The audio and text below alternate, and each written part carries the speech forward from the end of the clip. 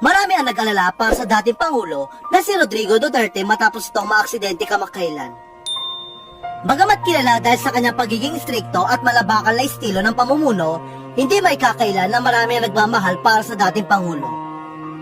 Kaya naman, kahit nagretiro na sa pagiging politiko at ngayon ay ini-enjoy na lamang ang kanyang simpleng buhay, marami pa rin ang nakasubaybay sa buhay ng dating Pangulo.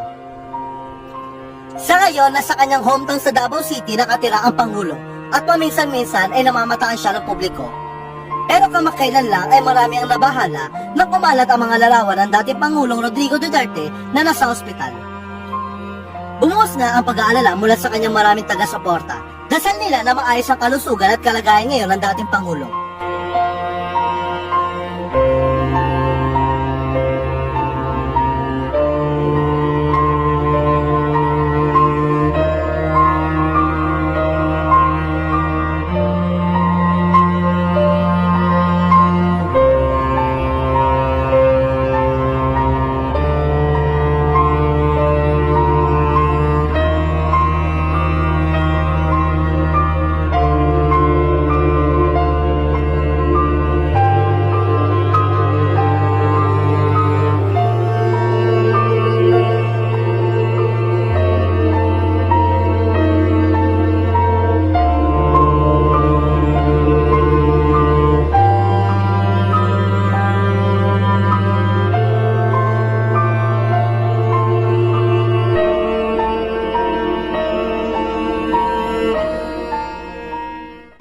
Samantala, ang nasabing mga larawan ay ibinahagi ng dating presidential aide at matalik na kaibigan ni Rodrigo na si Senator Bongo.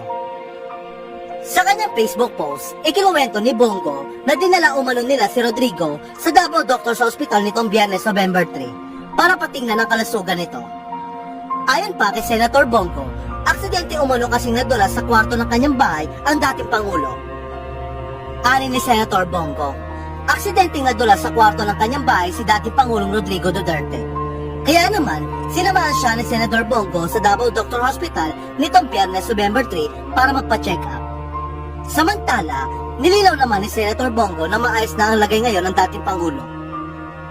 Nagpapasalamat din si Senator Bongo sa Diyos dahil walang anumang komplikasyon sa kalusugan ni Tatay Digong matapos ito magpa-x-ray. Aniya, salamat sa Diyos, okay naman ang x-ray ni Tatay Digong.